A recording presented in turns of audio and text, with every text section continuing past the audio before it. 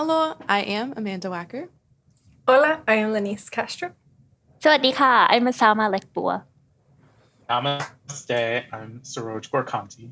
And we are the Triplicates. Welcome to the 9th of many episodes of the Triplicate podcast. We are three first-generation women of color currently in our first year of our PhD program at the University of California, San Diego.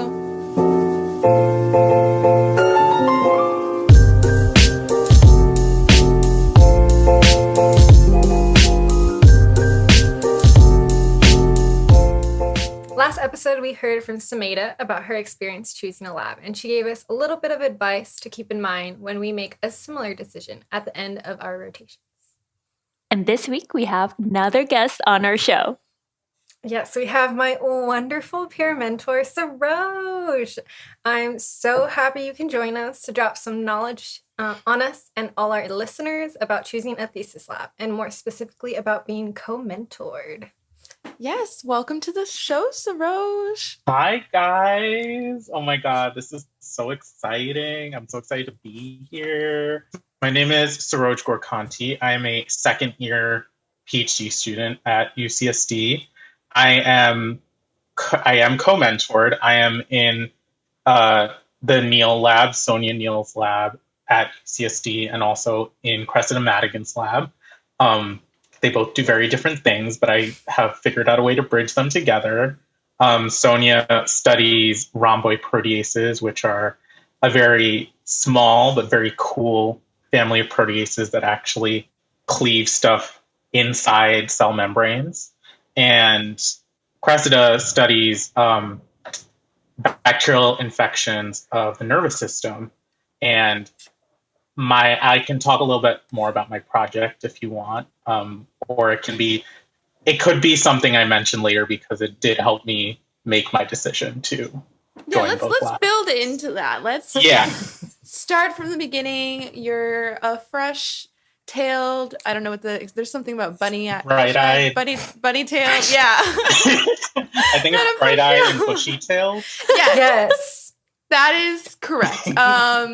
You're a first-year PhD student. You're doing rotations. Like, how did you pick your rotation labs? How do we get to okay, I like this lab. I like this lab. How do we bridge that? Like, where were we? 2 years ago, I guess. Yeah. Oh God. I guess 2.5 now. Oh, this is weird. Yeah. So I guess. Well, I'll talk a little bit about what it took for me to even get to UCSD. So my first experience in science was actually my senior year of high school. I went to a boarding school I was very lucky to have the privilege of being able to work in a lab that was actually part of the school, and basically do my own independent science project as a senior. That research project was about wound healing, and it's something that has stuck with me ever since. And that made me realize I really wanted to be a scientist. And when I got to college, that's okay, I can sort of navigate my way through that. But then I joined an evolutionary biology lab in college, and I realized that was not what I wanted to study. And then I joined a cancer lab after college, but before grad school, because I wanted to get the experience. And while I learned a lot, I also did not like studying cancer. So I knew areas that I did not want. I was okay, I can check those two fields out of my mind. I was never really a big neuro person. So that was also kind of, I'm just checking things off that I don't want to do. But I went into grad school pretty much open to anything that I thought was cool. And that's kind of how I picked my rotations. The summer before I started the program, I know that they say, I'm sure you guys got that email that was don't email anyone until we say you can email someone. Yeah. And I was okay, but I don't care. So I think I ended up emailing Sonia So I met Sonia during recruitment during the faculty dinners, actually. I didn't even know she had like really been part of the department, because I think when I was like making my list of schools to apply to, I didn't see her name or Cressida's name. They might have been there and I just glossed over it, but I met both of them too, right? Yeah, they're both young PIs, both in I guess their third year of being faculty members, so young PIs. But I had met them at a faculty dinner. We like sat down next to each other eating Indian food and talking, and they were both just really nice. And when they were telling me about their research, I was like, oh my God, this is so cool. They were partially the reason I ended up coming here, because I just had such a great experience and they were a part of it. So I emailed Sonia first, and she was like, yeah, totally, you can rotate with me, but we're going to have to make it second rotation because I literally just had a baby. And I was like, oh my God, congrats. What's his sign? And she was like, he's a Leo. And I was like, that's a good sign. That's a good sign. So I had my second rotation lined up. I came to UCSD. I had tried to go through lists of who to talk to. I ended up talking to someone who would eventually become my fourth rotation. And he was someone that I like peripherally knew because he used to work at NYU, which is where I went for undergrad. And so I was like, oh, that's cool. And then I got to retreat, which I know you guys have unfortunately not been able to experience the wonders of the UCSD biology retreat, but it's really fun. And I met I met both the girls who work in the Madigan Lab and some of the people who work in Janelle Ayer's lab at the Salk, who I went on her page and I thought the stuff she was doing was really interesting, but I didn't really know who to talk to. So that is kind of the best part of retreat, is you can sort of like go and meet people, and then like a week later you do your rotation with those people. And that's kind of what happened to me. So yeah, I set up my rotation during retreat, and like a week later I was there. I was at Salk. It was great. And then I did my rotation with Sonia, and then having gotten to know the girls from retreat, I set up Cresta's rotation third, and then I did my fourth rotation with Mike Perry. And I feel... What? Sorry, dude. I'm in that space. I love Mike Perry. Oh, I know. You mentioned him on your show too, like on Sunday. Yeah, he's great.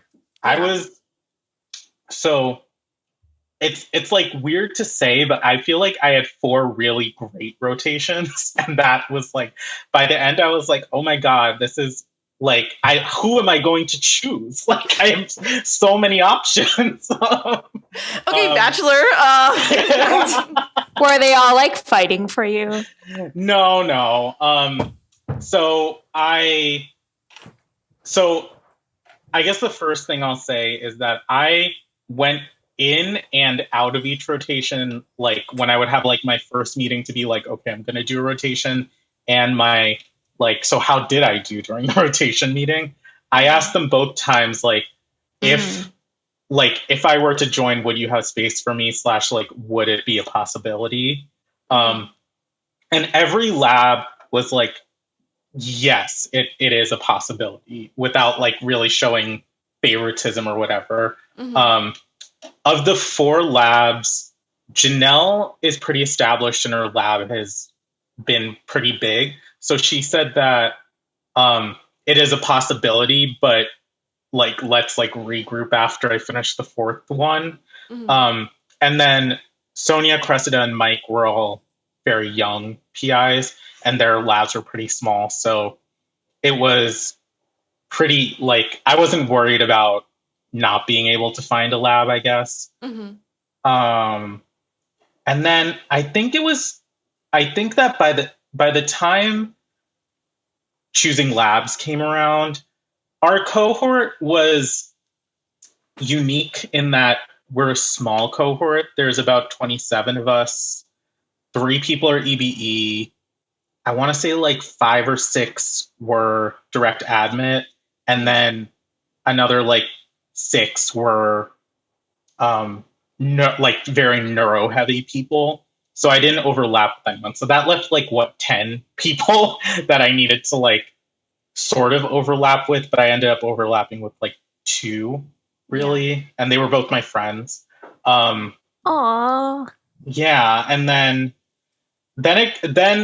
this is like the awkward thing that sometimes happens during picking your lab. Lennice's face. Sometimes you and your friends really want to work in the same lab, and then it gets weird. But it's like it's not a bad weird unless you like really don't like the person. But so me and my 2 other friends had asked Sonia if we could officially join the lab around the same time. I think we had all talked about like sort of sending our like requests at the same time. And then I had also had meetings with Cressida to sort of like talk about like a backup plan. And the reason why I was interested in both is because while I was in Sonia's lab, I found this paper that talked about how one of the rhomboids that she's really interested in figuring out their functional relevance appears to play a role in wound healing, but it's literally just the one paper. And there isn't a lot of like, no one really did a follow-up on it. And I was like, oh, that's really cool. Like, what do you like? Do you think that's like a project? And she was like, yeah, sure. That sounds fun. And then I did a little more research and I was like, oh, the reason why no one's been able to really nail down why it's happening is because these rhomboids are so heavily conserved that if you knock it out in mammals, they kind of die in utero. So it's hard to like actually see what's going on. But then Sonia had already kind of considered this and was like, oh, but if we knock it out in zebrafish, at least we can see what's happening. And that's what Cressida does. She uses zebrafish to study neurological infections. So I was like, oh, so like that's sort of where this like brewing of a co-mentoring idea came about. But it's just a weird time. I'm sure that you guys know about how weird it is. I know some of you guys have joined labs. It's very exciting. And then some people are doing 5th rotations, which is also super exciting. Oh, I planned a 5th rotation, even though I kind of thought I was going to join a lab already, just to have like a backup. And it was with someone who I knew I wasn't going to join their lab. And I told them that. I was like, I think I just want to join, or not join. I want to rotate just for the experience and to learn a little more zebrafish techniques. And she was like, oh yeah, that sounds good. Like, just, when it comes around, let me know. We'll figure something out. But then a little something called the pandemic arrived, and the Panini Press? The Panini Press. Yeah. And everything kind of was like put on pause. My 4th rotation kind of got cut short the last week. And we were just all kind of like left hanging. And during that time, I think like my anxiety was so high. I was like, oh my God, I need like Sonia and Cressida to let me know what's going on. So Sonia was going to let me know in a couple of weeks, but I had the 5th one lined up just in case. Oh, dang. But I also knew, yeah. But I also knew that there were 2 other people who could possibly get a spot over me. And then Sonia let me know that she chose me, which that is also a nice feeling to be like chosen. But she had also told me that before she before she had like officially let me know, she was like, even if I don't pick you, like me and Cressida will figure out a way to keep you on the floor. So I was like, oh, I was like, I'll have a home. I'll have a happy home no matter what. So I feel like I was very lucky, but my situation was also very rare because I think that some people just have those rotations where it just doesn't, you just don't vibe right. Sometimes the lab that you really want to join just doesn't end up picking you and you kind of have to like regroup. But I think that, I just think I was really lucky in that sense. So yeah, that was my journey to joining. I will say, technically on paper, I think I'm only part of Sonia's lab, but in every other aspect of being co-mentored, I'm definitely part of both labs. Okay, which is nice. So what makes the difference between like, okay, I'm being co-mentored versus I am working on a collaboration with another lab? So I think the difference is with being co-mentored, I go to all the lab meetings. So I go to lab meetings for Sonia and Cressida. I think depending on what the professor expects of their students, like Sonia likes to have one-on-one meetings every week. Cressida doesn't really, like I can ask for a one-on-one meeting, but it's not required. And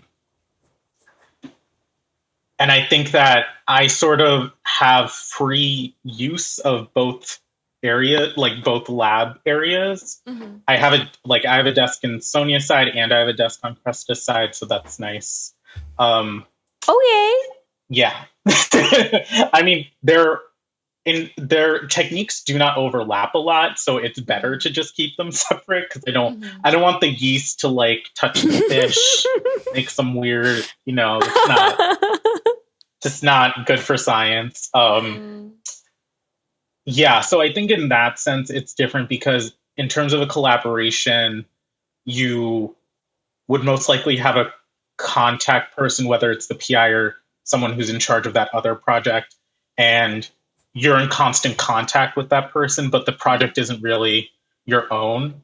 Whereas I think my project right now is equally in both labs' interests and I guess protocols or techniques.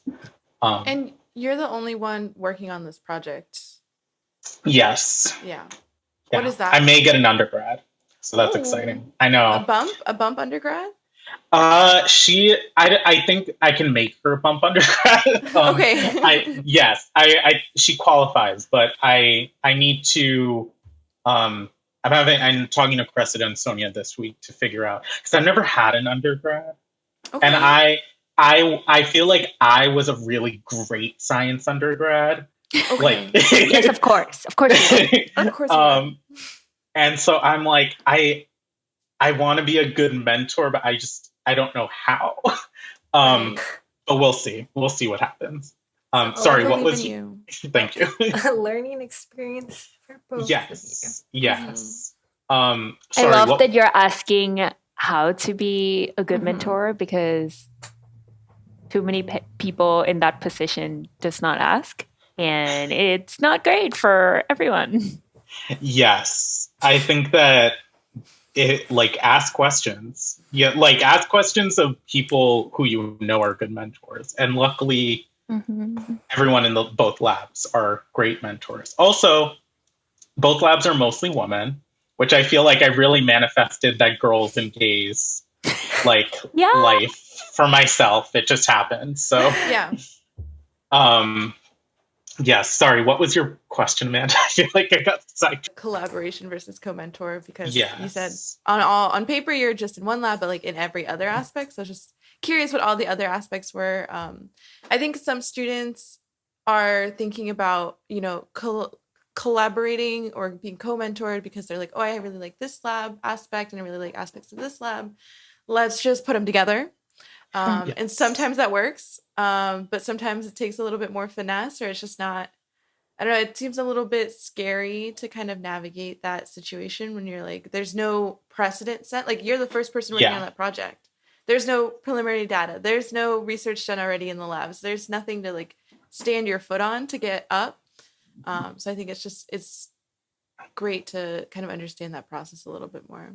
Yes. I think that some of the things that benefit me in terms of how my co-mentorship it works so well is, one, Sonia and Cressida are friends. They have their Tata floor group chat with the other PIs. It's very cute.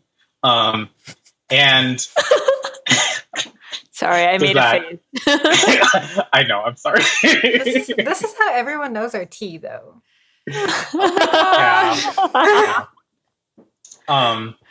The other good thing, so both of the labs are literally right next to each other, which makes life a lot easier. I think that with a lot of people who are co-mentored, it can be harder to do both just because like the physical locations of the labs makes it harder. It's easier just to be in one place and then kind of reach out when you need help or use a specific piece of equipment. So I guess a question, before you start working in both labs, there is this time where you're like, hi, I want to be co-mentor. Do you know what I mean? Like, that's the big question. Asking to join a lab is already like, ooh. Like, how do you go about being like, hey, I want to join both your labs? And like, when do you do it? What's the best way? You know, I don't know if there's ever a best way. I think it was. So asking Sonia was easy because Sonia is the type of person that just puts you at ease really easily. And I think Cressida is also like that. But I think until I was able to formulate this project, the writing class that you guys are going to take in the next quarter really helped me flesh out the ideas of like how to go about this project. And I think until I sort of wrote it out in paper and then used diagrams to illustrate it, it was harder to understand. But once I did, Cressida was more on board. She was always on board, but I guess like tangible, creating tangible goals for yourself. So I think that, I don't know if there's there's no like list there's no script I can give you, I guess, to ask someone. But I will say that I think it's as simple as you can join one lab and then just be in contact with another lab that you either rotated in, or it's like a new lab that you just want to reach out and see if they're down to do something. And then that project can evolve to a point where you end up being co-mentored without it. Like that can even, I feel like that kind of thing can even happen like up till your fourth year. And that's also the good thing about committee. Like when you start selecting people for your committees, like you basically have 3 slots, one of which will be your PI, but the other 2 can just be like either people who are working with you or people you want advice from. And that's like an easy way to be like, you're on my committee, so you have asked me to annoy you. Like you have given permission. Me that. Yes. So, yeah. So, just to sum things up, would it be like keep relationships with people that you may or may not want to collaborate, and then, or be co-mentored, and maybe just think long and hard about a project proposal? Would you suggest those 2 things? Yes, I would definitely suggest those 2 things. I think you can also just ask either of those people if they have any ideas for a collaboration. I think people, everyone kind of has, everyone kind of has stuff in their heads all the time of things that they can do. And you kind of just have to grasp it and be like, I'm going, like, I would say that if there is a project that either you come up with or was mentioned briefly, and you just latch onto it and say, I'm going to do this, just let me do this, then things will happen. But that also means that both of the PIs kind of have to be a little more flexible with you, I think. Right. Mm-hmm. Yeah. Another PI to have on a meeting, another schedule to have to work around. Yeah. It's a lot of work. Before this quarter, basically my entire Monday was meetings between both labs from 10 till 5. So I'm just not going to go into lab. Like Mondays are just my meeting days. That's okay. Yeah. But I think that I do end up getting. I think I end up getting sort of the best of both worlds, despite having that. Of course, I think you deserve. Oh, thanks. But I think that Sonia's meetings are a little more relaxed and less structured, and are more like a quick update that feels more like, here are my results. They're like not finalized at all. They were like very, very rough. And then I get feedback from the lab about like, what can I do with this going forward? With Cressida's lab, we do more formal lab meetings, and that helps me organize all of the results that I've made, make sure like all my statistics and stuff are good, or make sure it looks good, has a flow to all of that. And I think that developing both of those skills at the same time is more beneficial in the long run, even though it's kind of hard work right now. But I've been enjoying it, and it also helps that a lot of my really good friends are in both labs. So yeah, so that is a plus.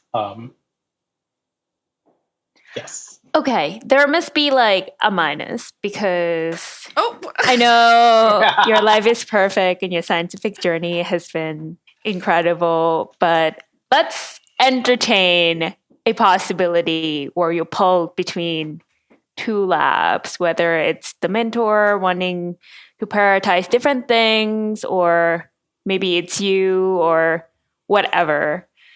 I've heard people talking about being in two labs as like having two divorced parents, or it's fine, it's normal, or like just having like two sources.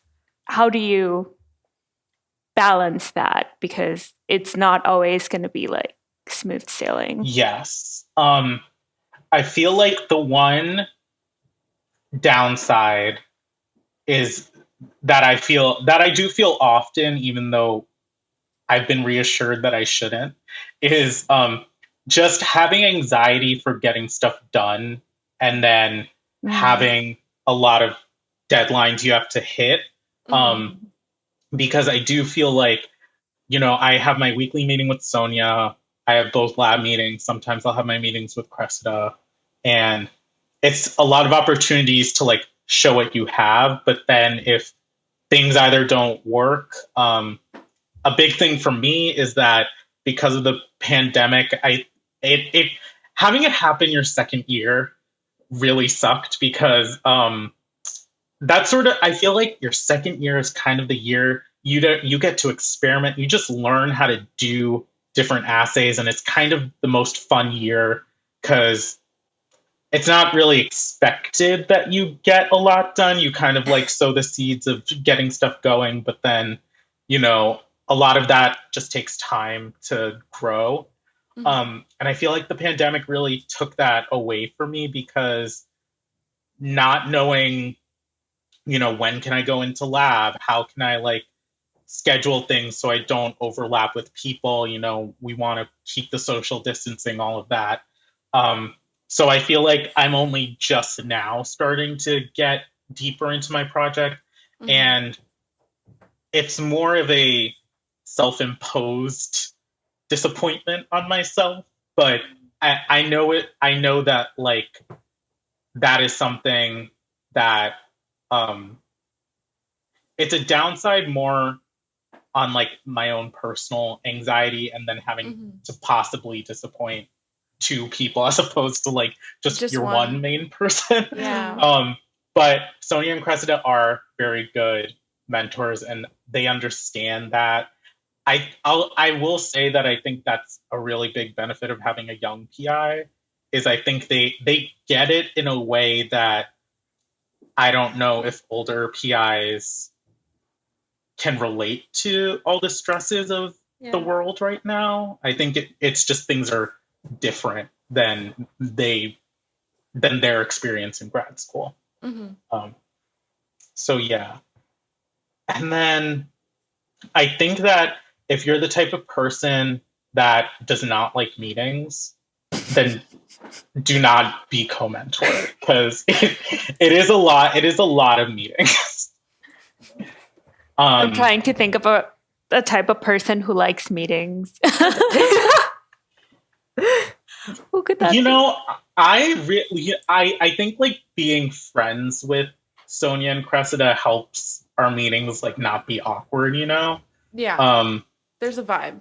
I'm like, so we like talk about our lives for like a solid 15 minutes. Then we do science. Me and Sonia talk about Bravo for the last 10 minutes of all of our meetings, just like a recap of all the shows. And yeah, I think that definitely helps with taking out the awkward bits of that. Yeah. But yeah, I also understand that I am very young in my grad school experience, and I'm sure that there will be challenges with being co-mentored that I just don't foresee right now. But I don't know. I can come back on the podcast to let you know in a year or something. Oh, yes, we would love an update. Yeah, that would be nice. Yes, never thought of that. Triplicates pod alumna. Oh my god, yes. I'm gonna cry. I'll make the shirts. Wait, okay. I actually have a question. I know you, but I don't think we ever talked about like what do you want to do after? I know it's a very tough question, but what do you want to do after grad school? Like, how is this helping you prepare for your like long-term career goals? Yeah, so I think that ever since I started research, I've kind of always had I want to stay in academia. I think I've decided that my goal is to eventually be a tenured professor with my own lab. I think that yes, exactly. I know that it's going to be like kind of a hard road in terms of money, but I that's the path I've chosen, and so I the wound healing thing has always been something that's been really cool to me, and now that I sort of have like my own unique spin on it with like the molecular stuff in a model organism that not a lot of people use, I feel like I've sort of like found my niche, and I'd like to like keep going in that. So ideally, I'd get my PhD. I think I would like to postdoc once for like 2 or 3 years, and then hopefully get a faculty position. But we will see what that journey is like, because I know that everyone's journey is very different. But talking about those goals with Sonia and Cressida, they've actually geared a lot of the stuff that they do to include me just so that I can understand what's going on. I feel like I didn't know how to write a grant really until this past year when I applied for one. And I think that in itself was like, oh, that's like something I can do now. That's pretty cool. So I think that grad school is a weird time because you always see people and you're like, oh, like it's like adult scientists working, like that's really cool. And then you're here and then you're like, oh my god, I'm one of them. How did that happen? Did they make a mistake? No. This feels weird. No. But yes, for anyone who is also determined to go down that path, what, like, you're doing it for a reason. So like you belong there.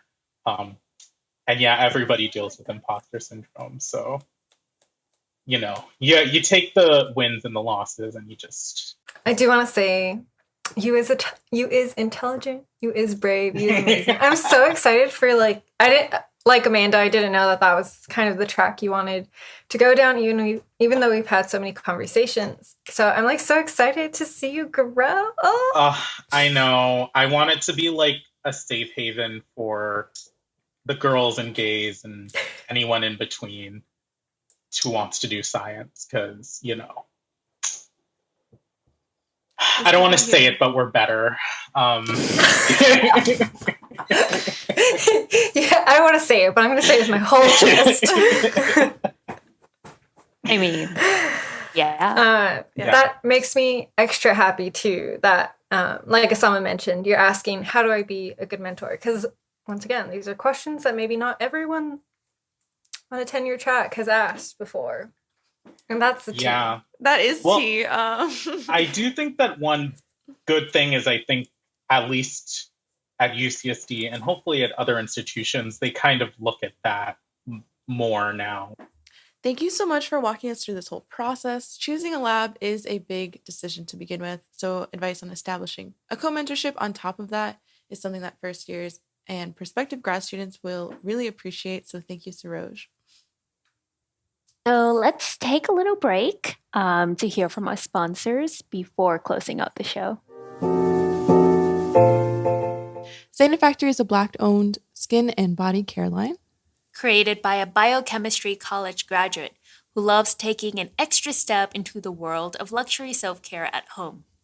They sell whipped body scrubs that are natural and vegan friendly while also providing your skin with a glow. So if you're coming home from a long day of meetings or from being stuck in the lab, when you add Sainted Factory products to your wind-down routine, you'll know your skin is being spoiled with the richest ingredients.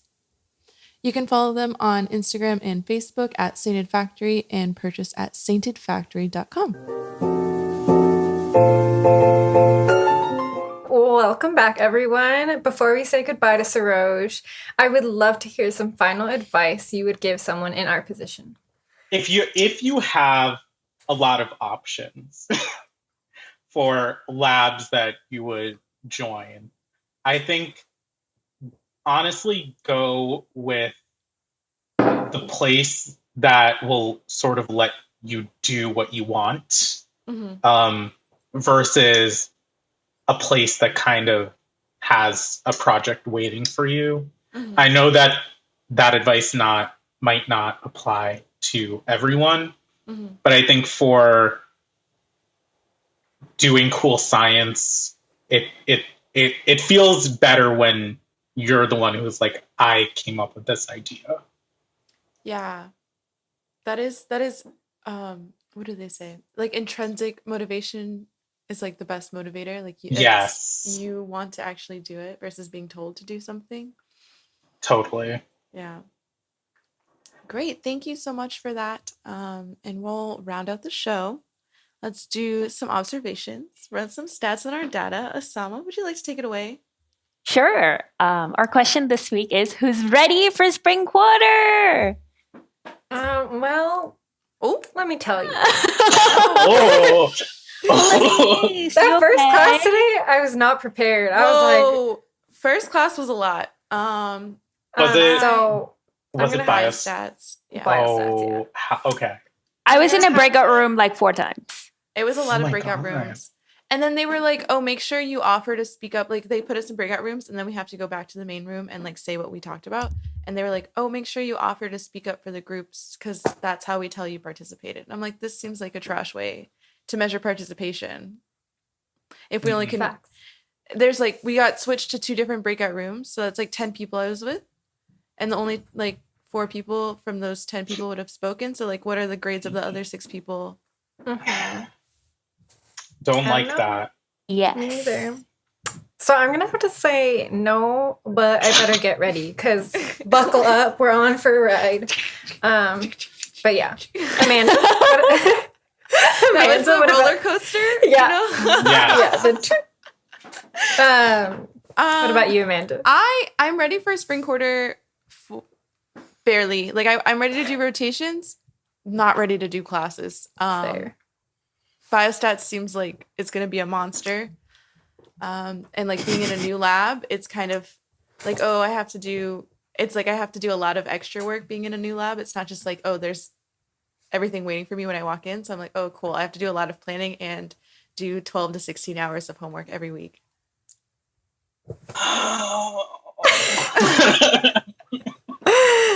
Asama, what about you? Yeah, I agree. I think the first biostats lecture was kind of like, what is happening? Because one of the things on the slides was like Dante's Inferno painting, where the professor calls the class purgatory, and we were like, That's not very good advertising for like, yeah, but lab-wise, I think I'm excited to start thinking about the long haul and, get started on this darn thing. Yes, queen. Yeah. What about you, Saroj, since you're also... I am excited for spring, and let me tell you why. So I feel like the past couple of quarters, I've been doing a lot more classes and writing and non-research related things, including recruitment, which that really traumatized me this year. So Lennice can relate. Crawls into a hole. Yeah. So I am ready for the spring because I only have to take one class, and basically the rest of the time I have free to like actually focus on research for once. So I am excited. Oh, I'm so excited for you. Technically, that's 75% of PhD students are excited / ready for spring quarter. Maybe I'll learn how to do these statistical tests a little bit more advanced. I was gonna say. That's exactly what I was asking to make a joke about it. Soon you'll be like, 75%. That's like barely significant. Yeah, p-value greater than 0.05. Like. Today, if the p-value is under 0.05, what does that mean? Anyway, it's okay. We're in grad school. We're here to learn. I just look at the stars. Yeah. Maybe this is why biostats is now required. Yeah. Apparently an ethics class is also required. My God. Another conversation. I can let you guys know about that starting next week. Cause oh, is that the class you're taking? Yeah. It's very weird because they're like, you have to sign up for it on like Eventbrite, and then they give you a code to sign up for it on WebReg, and then it's weird, and they have different sections. So I'm in like section 5, and all the people I've talked to are like, oh, I'm in this other section. I'm like, okay, I hope this section isn't just me on Tuesday mornings. But... Well, I'm glad it's a requirement. Because, I do think it is good to have it. And if there's anything you would like to share with us, please email us. We love signing off with best triplicates. Yes, so much serotonin. Okay, so you can find us on Twitter and Instagram at triplicatespod, and you can email us at, let's do this slowly, triplicatespod@gmail.com. Once again, at triplicatespod@gmail.com. If you like us, support us on patreon.com/triplicatespod. And Saroj, is there anything you would like to highlight today? Yes. So it's weird saying the president, but I guess I'm the president of grad OSTEM at UCSD. It is a organization designed to provide opportunities and support for anyone who identifies within the LGBTQIA+ community in STEM at UCSD, who is a grad student. We're starting our events soon. So if you or anyone you know might be interested in coming to our events, please go to ostem.ucsd.edu and go and click the grad page. And if you sign up for the newsletter on that website, you will see all the grad events as well. So keep up with that. And you can follow me at the Rom Babe on Twitter. That is at the RHOM Babe on Twitter. And with that, Obrigada. Ciao. adios y gracias. ขอบคุณค่ะ Bye Peace out, Girl Scout.